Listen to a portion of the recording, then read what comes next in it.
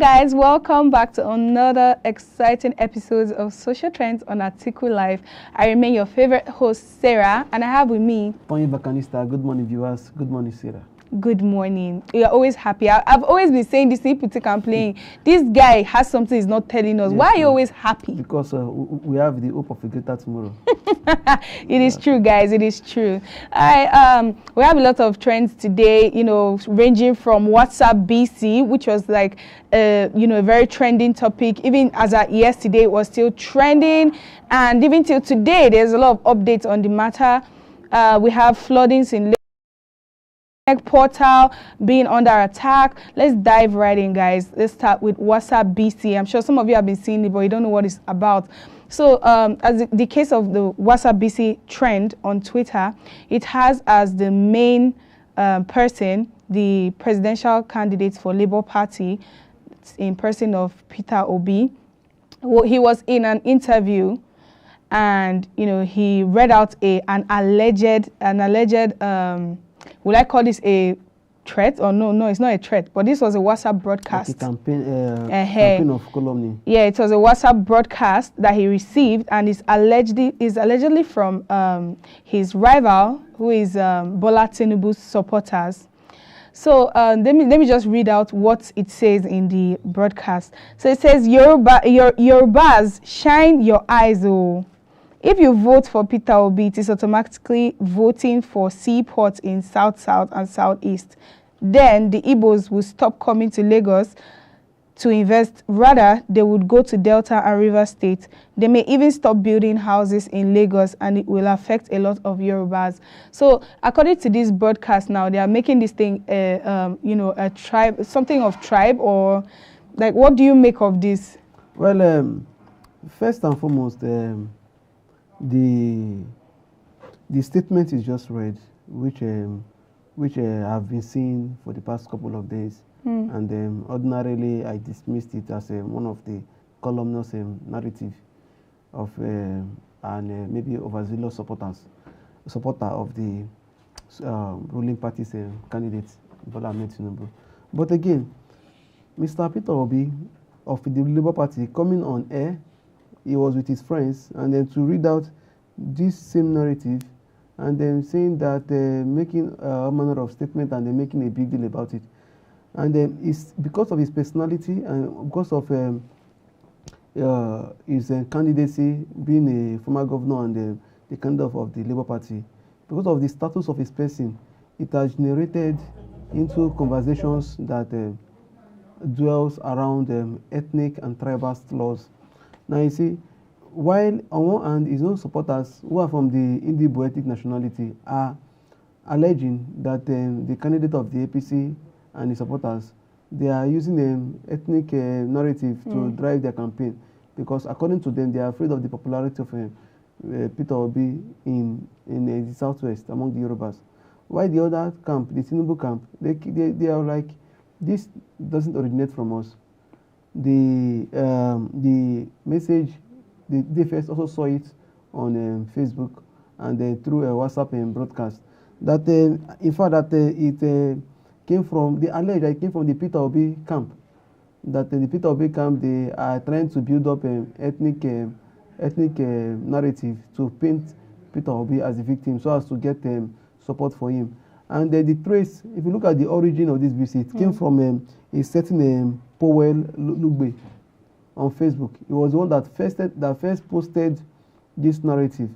Yesterday, the APC campaign spokesman and the Minister of State for Labour and Productivity, Mr. Festus Keyamo, released a statement on behalf of the campaign organization of his party, saying that the statement didn't come from them. He further made allegation that Peter Obi is also trying to fake phantom assassination attempts so as to rope his principal in. So if you look at all this, you will see a lot of back and forth, attack and counter-attack, allegations and counter-allegations, all surrounding ethnicity or religion. But the interesting part is that if both key actors in this 2023 electoral process are involved in petty irrelevant conversation that doesn't add in any little way to the advancement, to the growth of the Nigerian state and the welfare of Nigerians. It shows that both of them should do some introspection and ask themselves if they really, if they are really running for the office of the president of Nigeria, or they want to be ethnic champions and then counter-ethnic champions. You see, now this is why you actually appreciate the candidacy of Atiku Abubakar.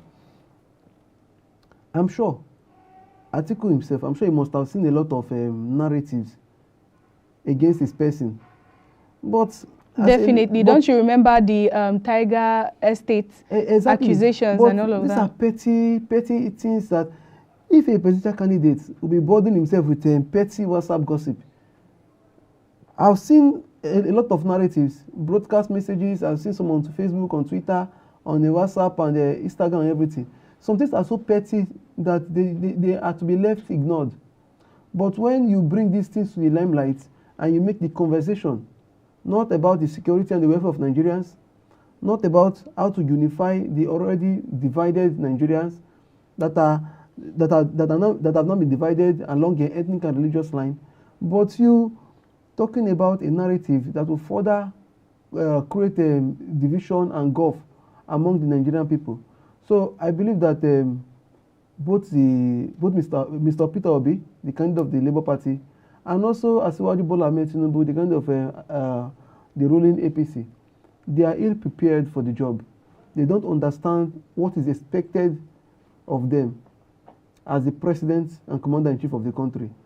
They are not looking beyond pettiness. They're not looking beyond gossips and beyond back and forth. So this WhatsApp BC has been trending yesterday, and you keep wondering, it's not about anything productive, but about division, not just division, sharp division. And just yesterday, a certain social media influencer was now took it to the extreme and saying that, look, that Mr. Peter Obi wants to cause a division between the southeast and the southwest, and he drew some historical relationship between these two geopolitical zones and everything, that they should not allow Mr. Peter Obi and his camp to create that division. Of course, he mentioned southeast because in the broadcast message that Peter Obi read, the southeast and south-south were grouped as one. So it was like the south and south-south against the southwest. But in the real sense of the Nigerian realm, it is not true.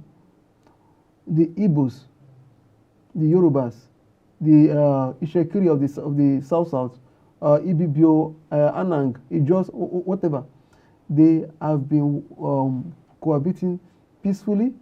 They work together. They trade in the same markets. They go to the same hospitals. They go to the same football field to play their football games and then other sporting activities. So you see these people working corded and happily among themselves. While I was growing up, I'm from the Rivers State, I'm a German. And among my classmates, we have the Igbos, you have the Yorubas, you have the Hausas, you have the TVs, you have everybody. We never give a damn where we are from. When we want to play ball, we choose based on who is closer to us as a person. I don't care whether you are Igbo or you are Yoruba. My own is that if you are my friend, I will choose you to play ball with me as my teammate. Understand? So it was just about all this ethnic and tribal conversation. We are not there. Even in the real sense of it, if you leave this place, if you go out, you want to board a bike, you want to board a boat. But like, imagine that's what you do. Before you board a bike, they'll ask you, where are you from? Oh, you are from Rivers. No worry, my car is full. Even if the car is not full. If you are sick and you go to the hospital, you don't give a damn where the nurse they come from, is from, or the doctor.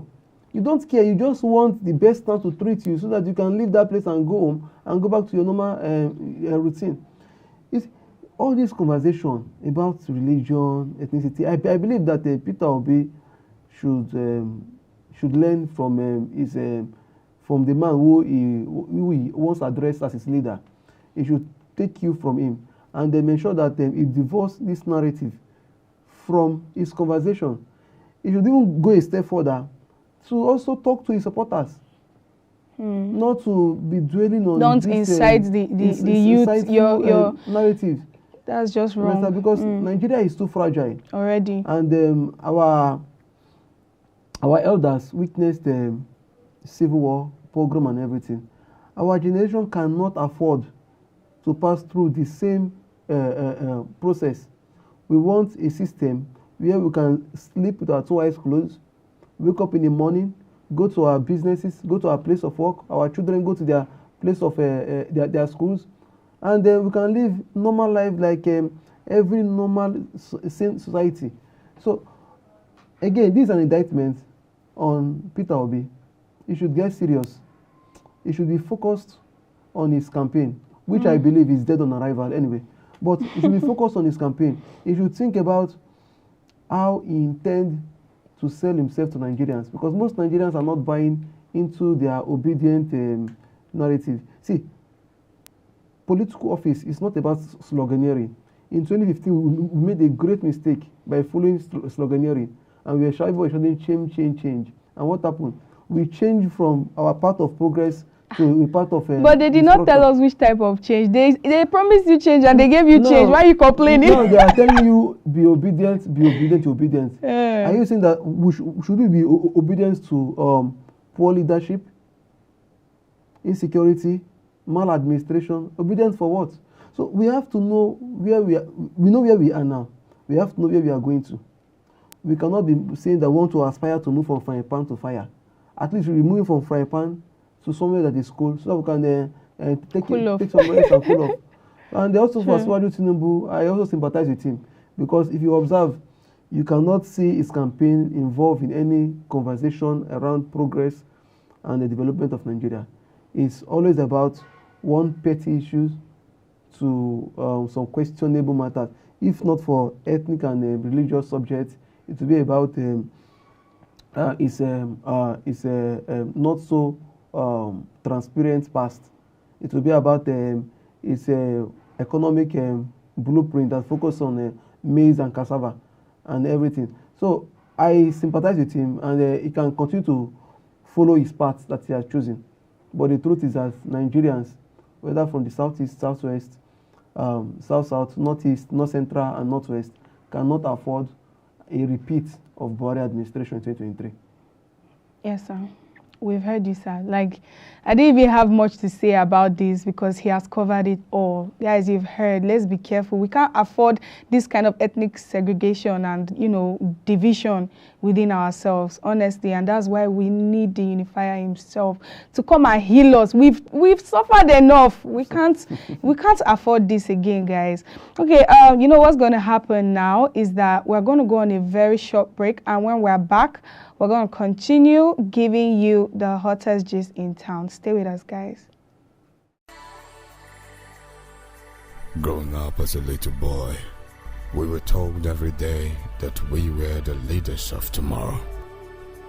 Good roads, stable power supply, good education, job opportunities, political inclusion, better health care, reduction of the cost of living were some of the things we were promised in tomorrow. We were so excited about the hope we had been fed with about tomorrow.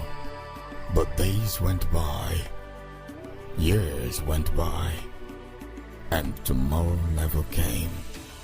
Turned out there was never really a plan for tomorrow. It was all a lie to keep us in their mental slavery.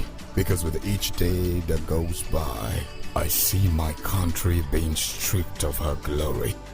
But we know better now. We are more aware now. It is time to take our country back from these hijackers who keep recycling themselves. If this tomorrow must come, we will have to create it ourselves. But this time, with someone we can trust. Someone who understands our pain. And so I call on every Nigerian youth. Come 2023, come out and vote. Because our vote is our power. When you vote, vote for a man we can trust. Vote for a breath of fresh air. Vote Atiku Abubakar for president.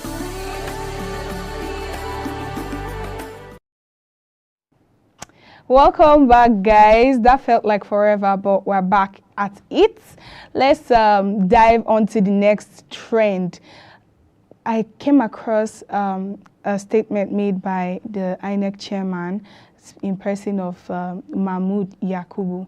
He said that the Inec result portal has been attacked more than once since the governorship elections for Ekiti State and Osun State. This happened like in June and July respectively.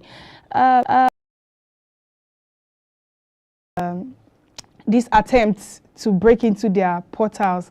Well, I don't know how true it is, but I mean, it's what he said. We'll take that, all right? We just have to believe what he says. And these attempts, these break-in attempts to their portal was all the way from China.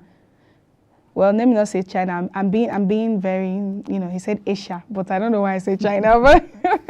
But you know, he actually just said Asia. Like these attempts were coming from Asia, somewhere in Asia. What do you have to say about this? Because if you are asking me, I don't know if Nigeria has, you know, what it takes to beat Asia when it comes to hacking. Those people are known for their hacking abilities. Well, you see, first thing first, I appreciate the fact that at least Inec chairman, Professor Mahmoud Yakubu, has confirmed the position of AtikuLive and PDP in 2019. By saying that there is existing Inec server. In 2019, Inec vehemently denied of existence of any Inec server, and that was critical in the electoral outcome and the decision before the presidential election tribunal and at the Supreme Court. I'm so glad that at least Inec keep talking about their server, so it will not be as if it's PDP's and Atiku's allegation. Understand? 2019, they used it, they went to court, they said no server, no result was uploaded. 2022, they are now admitting that they server. Secondly, I will not be surprised when Ekiti election was held, and even though the process was not too pleasant, the candidate of the APC won the gubernatorial election in July. There was no complaint of any server. In the Osun gubernatorial election, APC deployed every might. Asiwaju Bola Ahmed Tinubu personally went there to lead the campaign, and Tinubu as a person is allegedly from Iragbiji in Osun State, that is the uncle to the present governor, the 65-year-old Boyega Oyetola, who was the candidate of the party. He was seeking his second term. And they deployed every might. But what happened? The PDP candidates, Senator Ademola Adeleke, the Imole of Osun State, won the election convincingly, to their shock. Wow. After the electoral conquest, Inec is now saying that their server was attacked. I hope they are not trying to set a template for 2023 elections, so that they will not come tomorrow and say their server was hacked. Again, I don't believe that the Inec chairman is entirely sincere. Inec has a lot of resources at their disposal to engage the best cybersecurity experts, and I believe that they also have a couple of backups across different locations for their server. So it's not that everything is just in one central area. Inec chairman should understand that the minimum Nigerians will require of them is full compliance to electronic transmission of results. A couple of days ago, that was not last week or upper week, Inec came up to say that they are not obligated under the Electoral Act to transmit results of 2023 elections electronically. Although when they saw the reaction from eminent Nigerians and the masses, they came back to do a damage repair, a repair of their damage. Inec should not set a template for rigging 2023 election. Because it's very shocking why this statement is coming out now, when this happened like June, July. I believe that certain persons within the ruling APC, they must have done numerous surveys, and the pointer is clear to where the direction of the 2023 election is going to. They know that there is no way in this country that Nigerian electorates will thumbprint for the All Progressive Congress or any of their candidates having failed in the past 7 years and 8 months in office, both at the federal level and at their various states across the country. Now, aside that, the Inec chairman and his team should also ensure that going into 2023 election, they recruit, if they've not done so, the best hands across the country and the globe to make sure that all votes transmitted are reflective of the people's wish, of the will of the people, rather, and that no excuse of any hack or attempted hack will be accepted. Nigerians want credible election. Nigerians want to elect their leader. Nigerians want a unifying figure that will take them from the point where we are to the point where we ought to be. It's a continuous process, we know. We don't expect overnight miracle, but we believe that once a process is started on a footnote, you will start seeing the positive results from day one. Of course. We all know that. For the first time in Nigeria, whenever the president makes any appointment, the first thing an average Nigerian will look out for is the name of the appointee, to know where he is from, because this government is famed for appointing people of a particular region and religion, which is not supposed to be so. Even those that are from the benefiting region and religion, they are not happy about it, because we are all affected in this sharp division. We are all victims. And again, Nigerians, for the first time, whenever they hear any issue of bomb blasts, insecurity, or kidnapping, they look at the news. Oh, it don't happen again, because it's a routine. It's now a normal thing. Whenever there is no attack, you just look. Whenever there is no attack, people celebrate that there is no attack, which ideally is not supposed to be so. And the Nigerians are ready to elect their leaders. Look at it. In the APC, for instance, you have a presidential candidate who is from the southwest, a Muslim. You have his running mate who is from the northeast, a Muslim. You have the presidential candidate and campaign spokesperson, Rahman, from the southwest, from Lagos. What was his name? Festus KMO is from the south, from Ishekiri, spokesperson. Dele Alake is from the southwest, from Lagos. So there is no diversity in all this. But when you compare to the People's Democratic Party, you have the candidate who is from the northeast, Fulani, a Muslim. Now you have his running mate who is from the south, a Christian, and from Ishekiri, from Igbo. Now you have the campaign spokespersons. You have Dino Melaye is a Yoruba. You have Boala, a Christian. You have the other man from Delta State. Understand? So you see this diversity. So Nigerians are not interested in sectionalism. Yes. We don't want a party that will uphold the ethnic and religious supremacy of a particular group. Nigerians want a system or a government that will factor the interests of everybody, irrespective of their background. And the only way they can get this is through free, fair, and credible electoral process.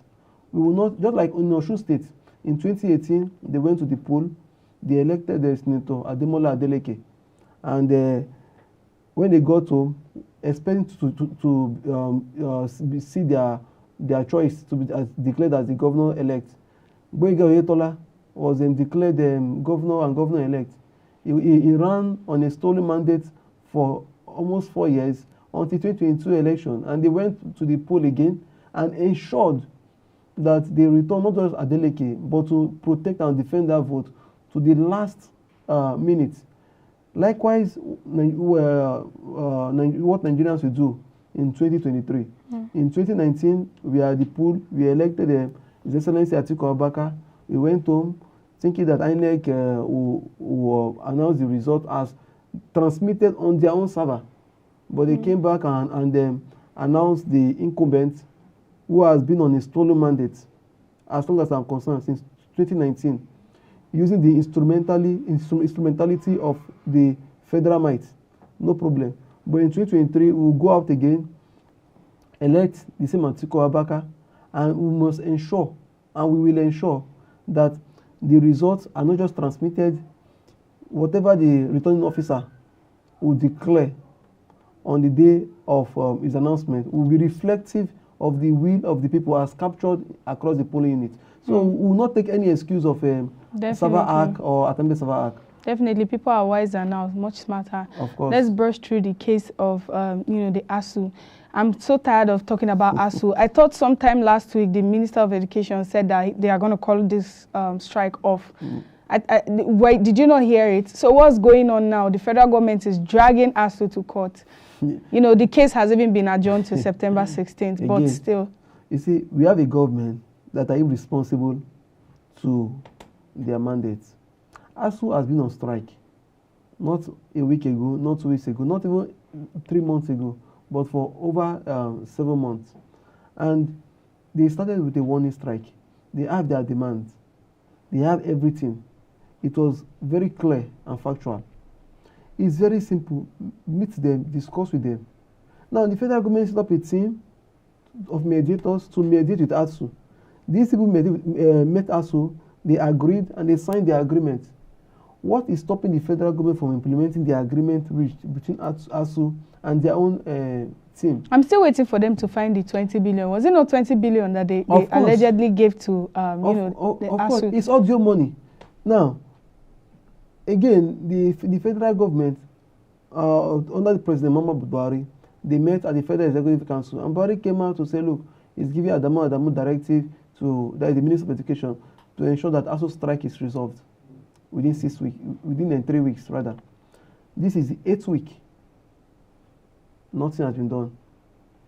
Again, rather than the Minister of Labour and Productivity to talk to his colleague Minister Adamu to ensure that the ASU strike is resolved, so that these people can go back to their classrooms, he dragged the lecturers to court. What for? They are now pushing the responsibility to the judiciary. So we have a government that is abdicating its own responsibility to the judicial arm of government, and it confirmed the gross incompetence of the people at the aims of affairs.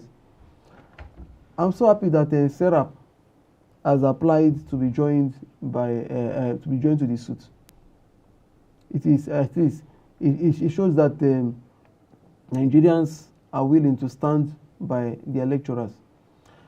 I keep saying it that no worker will be comfortable sitting at home Mondays to Fridays, week 1 to week 10, and not feel unconcerned.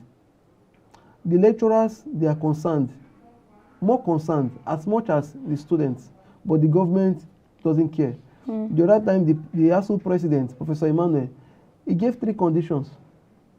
Why is the federal government here to meet the conditions? What are the conditions? It's very simple, because I know the government, they are very good at spinning this whole narrative.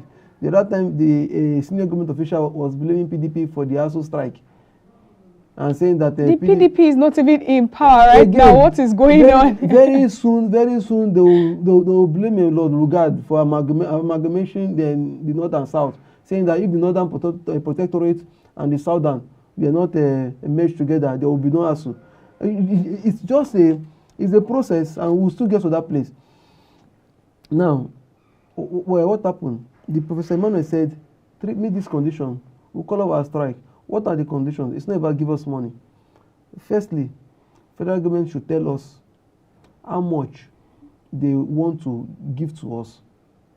Where is the money lodged, and when they will release this money? First condition. Second condition, federal government should tell us whether or not they have accepted the UTAS, which is our preference, or the IPPIS, their own preference, as a mode of payment. That is second condition. The third condition, federal government should tell us whether they've accepted to implement the deal that was entered and signed between ASU and the mediators appointed by the federal government.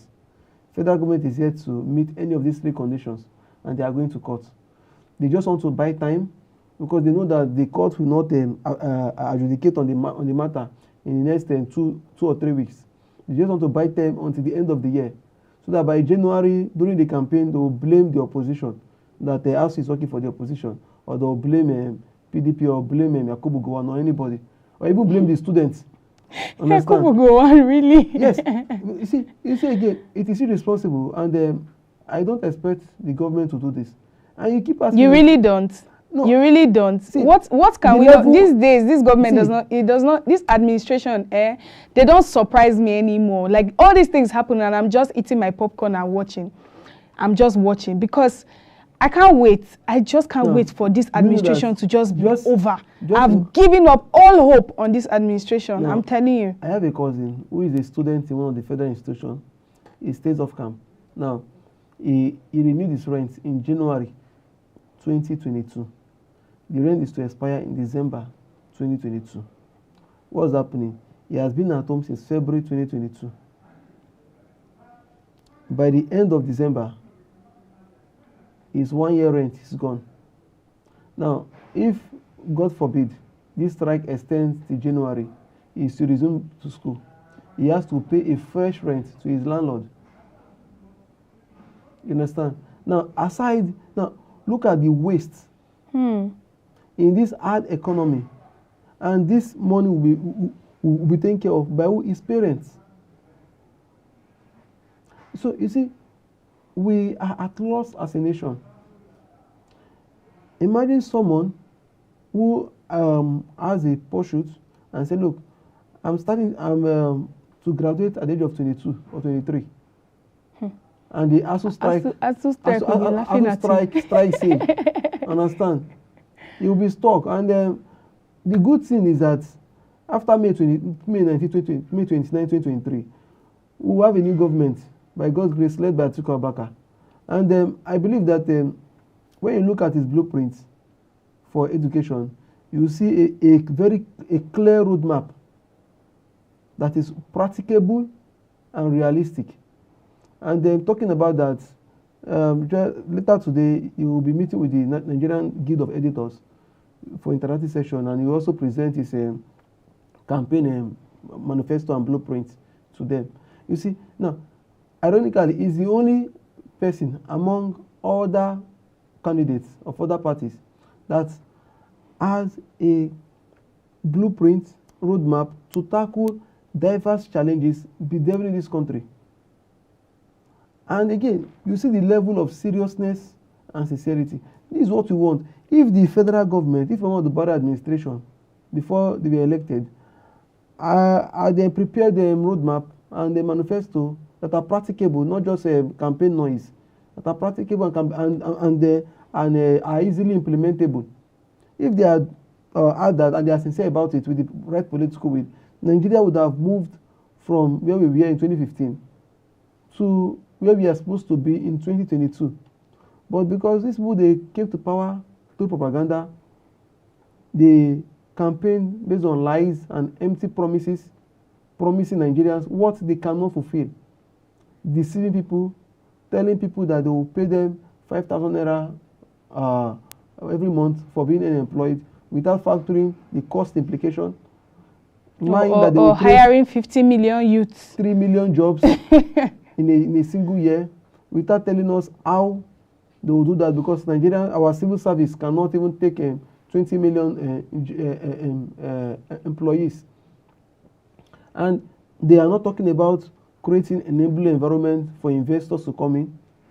Now, after they mistakenly got power, what did they do? They waited for 6 months, gallivanting and globetrotting the country around the world. After 6 months, appointed a group of incompetent fellows that failed in their previous capacity in their previous portfolios, whether in the state or the federal levels, to man critical offices in the federal government. What happened at the end of the day? They took Nigeria through 2 recessions within 6 years. It's a miracle that we're still alive. Dollar fell from 190 naira. Naira fell from 190 to $1 to what we have now, 710 to $1. Just within what, 7 years. Now, if you look at all this, you know that this government's attitude to education and also is not different to their attitude to economy, to security, to the health sector, agriculture, and even humanitarian. Now, just imagine you have a government that's even scamming our little children. The humanitarian minister said they paid 500 million naira on school fee to feed the Nigerian children in public schools within 2 months.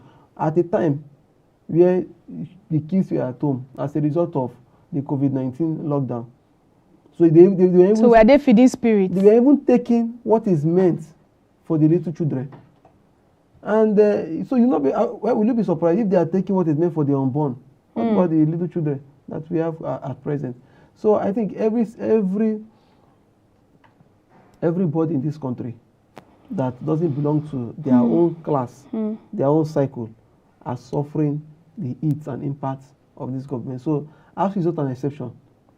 And it's unfortunate that we are in this situation. I just hope that by May 2023, we are alive and healthy to bid them farewell and advise them to play the role of opposition. We will definitely be alive and healthy. We have the hope that keeps us alive every day. Amen. We wake up every morning, amen to that. Still striving. If we've lived through these 2 recessions, my dad is not. See, somebody said that if you die now, I want to go to hell, they will pity you. You've been through hell already. This administration is hell times 2 self. You can't be to hell even again. Even the first lady, because of the hell is worse than this. Of this country, she has become a Dubai-based Nigerian. So Nigeria is not even okay for her. You can imagine. She even said that if you go to Aso Rock clinic, that no paracetamol in their pharmacy. So the clinic is a glorified roadside patent store that is in Aso Rock, spending billions, where they allegedly say they are allocating billions of naira. Our roads are not motorable. They keep doing one project for 7 years. If we are going to even start talking about this right now, we'll spend hours and hours talking about all the failures of this administration. I don't even want to just ruin my mood today. So on a lighter note, guys, I think it's time for us to just call this a day. We've had an amazing time with you. Don't forget to like, subscribe, follow, and drop your comments. Signing out, your favorite host, Sarah. Okay. Tony Bakanista, before I sign out, I want to advise National Association of Nigerian Students to prepare their lawyers, because very soon federal government will drag them to court. Oh my God. All right, guys. Tomorrow, guys. Bye. Bye.